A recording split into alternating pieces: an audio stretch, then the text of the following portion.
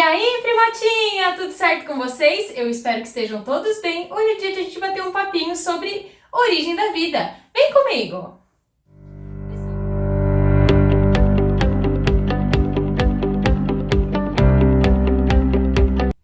Pessoal, vamos falar um pouquinho sobre a origem da vida, esse tema que é polêmico e gera discussão em muitos grupos. Discute-se a origem da vida sob três perspectivas, ou seja, três teorias.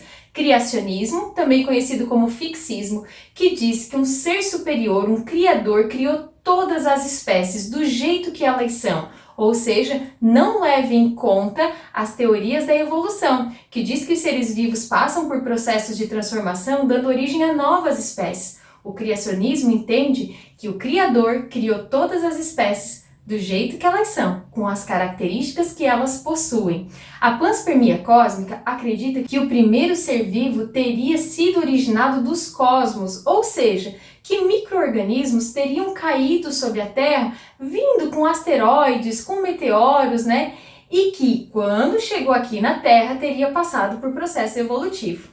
Já o evolucionismo acredita que o primeiro ser vivo teria sido originado de uma reação química proveniente das condições da Terra primitiva e que esse primeiro ser vivo seria o ancestral comum de todos os outros seres vivos. Por quê? Porque entende que todos os seres vivos eles foram originados por processos de transformação que acontecem ao longo dos anos que dá origem a novas espécies, que a gente chama de evolução. Mas enfim, houve muita discussão ao longo de muitos anos e a gente vai começar falando primeiro como que a vida surge. Para você pode parecer muito simples, né? A gente dizer que a vida surge por processo reprodutivo, ou seja, que uma vida pré-existente se reproduz e dá origem ao seu descendente, só que nem sempre foi assim. E aí a gente vai entrar em discussão, confrontar duas teorias. Uma chamada de biogênese e outra chamada de abiogênese. A biogênese, bio de vida e gênese de origem, diz que uma vida só se origina de outra vida, por processo de reprodução. Ah, professora, mas isso é óbvio, né? Mas a gente tem aí uma teoria chamada de abiogênese, o A de negação, que diz que a vida se origina da não-vida, também conhecida como geração espontânea, e que foi acreditada por muitos e por muitos anos, né? Inicialmente, a gente vai ter aí um cara bem famoso que defendia essa teoria, conhecido como Aristóteles. Aristóteles dizia que a vida ela se originava da matéria inanimada, que em contato com o princípio vital dava origem à vida. Ele dizia que os crocodilos, por exemplo, eles se originavam da lama presente no fundo dos rios. E essa lama teria entrado em contato com algum princípio vital. Enfim, as pessoas acreditavam nisso por muitos e muitos anos, até porque elas não conseguiam entender como que alguns seres vivos surgiam. Por exemplo, como que a formiga do açúcar surge? Você já se perguntou isso? Tem gente que mora em prédio, eu já morei no 10º andar de um prédio. E por mais que a casa estivesse toda limpinha, né, sem nenhum vestígio de formigueiro, eu deixava lá um pedacinho de bolo em cima da pia e em menos de 5 minutos surgia várias formigas. De onde que surge a formiga do açúcar? Então assim, ó, as pessoas também se questionavam isso quando elas viam o surgimento de seres vivos do nada, né? E aí a gente vai ter um cara conhecido como Helmont, né? Helmont, ele inclusive tinha uma receita de como criar seres vivos. Ele dizia o seguinte: pega uma camiseta suja, junta com germe de trigo, que é matéria orgânica, né? Deixa isso num canto abandonado por 21 dias, que surgirão ratos. Claro que você vai me dizer: ah, professora, claro que os ratos foram atraídos pelo mau cheiro, matéria orgânica vai entrar em decomposição. A camiseta já está suja, exalando mau cheiro. Atraiu ratos? Mas não era dessa forma que se entendia. Se entendia que aquilo ali era uma receita para produzir seres vivos. Até que, em 1668, veio um cara para confrontar a teoria da abiogênese, chamado de Redi. Redi fez um experimento muito simples. Pegou matéria orgânica, carne em putrefação e colocou em potes. Alguns potes abertos e alguns potes fechados. Ele queria provar que as larvas e moscas que surgiam de animal que estava em decomposição, de algum ser vivo morto, ela também era proveniente de um processo de decomposição. Ao longo do tempo, percebeu-se no experimento de Redi que no pote fechado não houve o surgimento de larvas e novas moscas. Já no pote aberto, onde a mosca conseguiu adentrar e colocar os seus ovos, houve o surgimento de larva.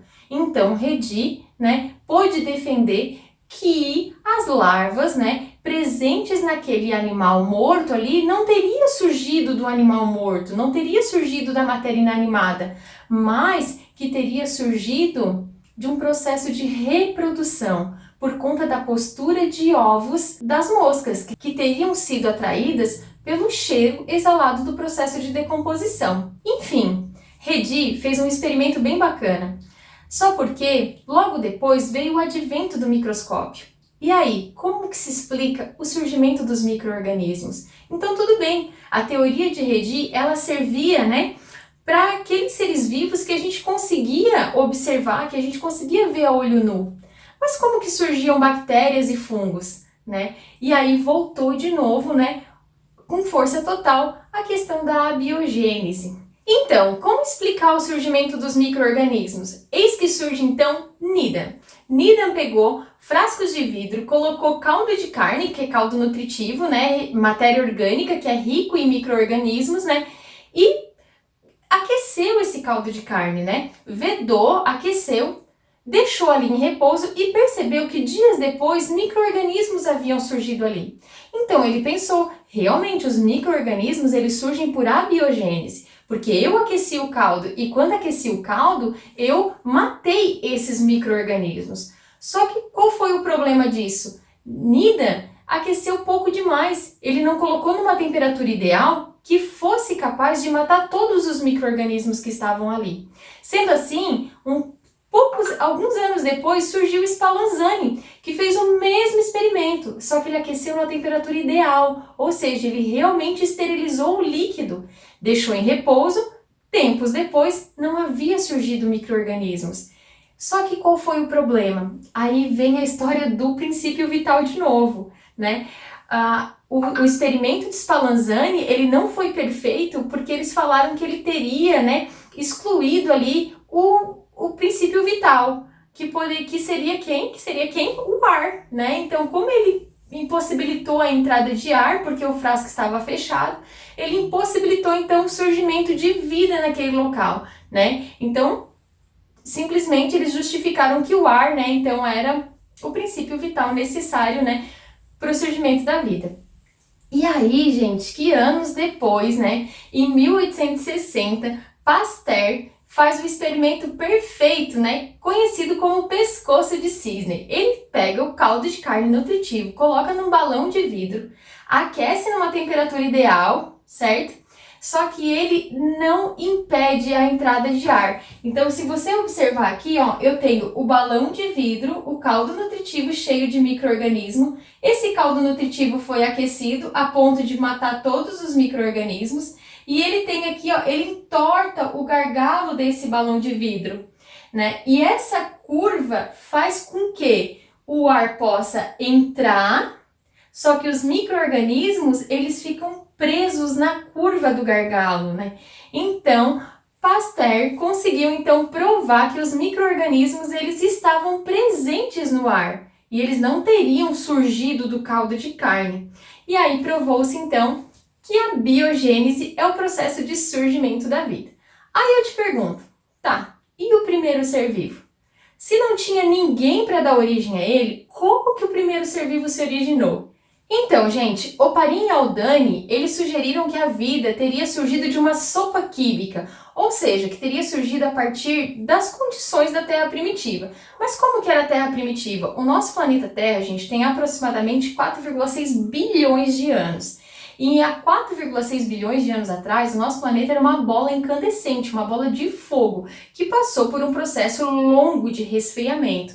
Então, em determinado momento, nosso planeta Terra, ele tinha muitas atividades vulcânicas, que deu origem aí aos primeiros relevos né? Vinha muita chuva do espaço que teria se acumulado em regiões mais baixas, dando origem aí aos nossos oceanos, ao oceano primitivo. A nossa atmosfera era composta por gases que nós não temos hoje na nossa atmosfera, muito diferente. Então a gente percebe que lá antigamente a atmosfera era composta principalmente por gás metano, por amônia, por gás hidrogênio, tinha compostos de enxofre, tinha bastante H2O na forma de vapor, porque tinha muita evaporação, né? Vinha muita chuva acompanhada de descargas elétricas, né? Então entende-se que as chuvas eram tão torrenciais a ponto de terem arrastado as moléculas presentes no ar para o fundo dos oceanos primitivos. Lá nos oceanos primitivos, elas teriam, né, sofrido descargas elétricas, né, junto da alta temperatura que tinha no ambiente, e elas teriam reagido entre si, dando origem a compostos orgânicos complexos, como aminoácidos, que teriam se juntado uns com os outros, formando moléculas orgânicas mais complexas, como proteína, que teria se juntado com moléculas orgânicas mais complexas, como um material genético, e até dar origem ao primeiro ser vivo, a primeira célula. Mas será? Gente, em 1953, Miller fez um experimento que simulava as condições da Terra primitiva. E sabe qual foi o resultado do experimento dele? O surgimento de compostos orgânicos. E adivinha o composto orgânico presente? Aminoácido, justamente a molécula orgânica, que quando se junta a outros aminoácidos dá origem à proteína, que de toda a nossa composição orgânica, principalmente nós animais, é a mais abundante. Então a gente começa a pensar aí que realmente, talvez o primeiro ser vivo teria surgido então de um processo de reações químicas que teriam acontecido lá há bilhões de anos atrás. E como seria esse primeiro ser vivo? Esse primeiro ser vivo, há duas hipóteses, a hipótese autótrofa e a hipótese heterótrofa. A hipótese autótrofa sugere que o primeiro ser vivo ele conseguia produzir o seu próprio alimento pelo processo de quimiossíntese, que logo após surgir os quimiosintetizantes, surgiram os fotossintetizantes, para depois surgir os heterótrofos. A hipótese mais aceita é a hipótese heterotrófica. Por quê? A nível celular, ela é menos complexa. Entende-se que o primeiro ser vivo ele era heterótrofo, obviamente anaeróbio, porque não tinha oxigênio, então ele produzia energia pelo processo de fermentação e ele se alimentava de compostos orgânicos presentes no oceano primitivo. Esses seres vivos, ao longo dos anos, por processos aí de mutação, enfim, de transformações que acontecem ao longo dos anos, teriam dado origem a seres autótrofos, né? Num primeiro momento quimiosintetizantes, num segundo momento fotossintetizante. Quando surgem os fotossintetizantes, a gente tem aí a produção de gás oxigênio. E aí, gente, com a produção de oxigênio, a gente tem a primeira extinção do planeta Terra. Por quê? Vários seres vivos, todos eram anaeróbios, né? Em contato com o gás oxigênio, eles sofreram um processo de oxidação e não sobreviveram, mas muitos sobreviveram. Por que alguns sobrevivem e outros não? Por conta da variabilidade genética. E aí que a gente vê o surgimento de seres que são heterótrofos e que são aeróbios, né? Então olha só que interessante, né? A gente tem aí um processo evolutivo, mas esse processo evolutivo, gente, ele acontece ao longo de muitos anos. Então, quando a gente pensar, professora, capaz que todos os seres vivos surgiram, né, de um único, que teria sofrido transformações. São bilhões de anos, né? São bilhões de anos e são vários estudos que trazem evidência. Por que a ciência, ela estuda o evolucionismo e não as outras teorias? Porque todo conhecimento científico, ele é pautado em evidências, ou seja, há o levantamento de hipótese, há a testagem dessas hipóteses e há as evidências, a comprovação científica. Por isso que em todo esse processo e toda essa história que eu contei para vocês hoje, a gente tem aí um processo de construção de conhecimento científico, né? Não é que aqueles que erraram não serviram para nada. O erro desses motivou outros cientistas a testarem outros experimentos, a ajustar alguns erros, a testar algumas hipóteses que surgiram daquele experimento. Então, ou seja, a testagem, e dessas testagens há o surgimento de evidências. Quando a gente tem esse processo de levantar hipótese, de testar essas hipóteses, de chegar a uma evidência, a gente tem aí a construção de um conhecimento científico. E das 3 teorias apontadas, criacionismo, panspermia e evolucionismo, o evolucionismo é o que traz pra gente esse processo de desenvolvimento científico, beleza? E aí, gente, que para terminar a nossa aula, nós vamos ao nosso resumindo! Então, primata, pegue seu papel e a sua caneta e vamos ao nosso esquemão de estudo sobre a origem da vida, esse conteúdo que explica como que a vida surge a partir de 2 teorias. A primeira delas, a biogênese, conhecida como geração espontânea, que diz que a vida surge da associação entre a matéria bruta mais um princípio vital, defendida por Aristóteles, posteriormente por Helmont e depois por Needham. Helmont propôs como experimento a camisa suja mais germe de trigo. Needham questionou a origem dos micro-organismos e foi confrontado por Spallanzani. A biogênese diz que a vida só se origina de outra pré-existente por meio da reprodução. Teve como defensores Redi, que fez um experimento de matéria orgânica em potes, alguns abertos e outro fechado, Spallanzani, que reproduziu o experimento de Needham, só que, no entanto, foi questionado por ter destruído o princípio vital, justamente por ter elevado demais a temperatura e impedido a entrada de ar, e Pasteur, que fez o experimento pescoço de cisne e provou que a biogênese realmente era a teoria mais persistente, porque ele permitia a entrada de ar e provava que os micro-organismos vinham do ar. Então, mas ficava ainda a questão, e o primeiro ser vivo? A gente tem aí a teoria do criacionismo, panspermia e o evolucionismo. O evolucionismo diz que os seres vivos são descendentes de um mesmo ancestral, que surgiu a partir das condições da Terra primitiva. A Terra primitiva ela tem aproximadamente 4,6 bilhões de anos. O fóssil mais antigo ele data de 3,5 bilhões de anos. Ela era um ambiente inóspito, que teria passado por um processo de resfriamento.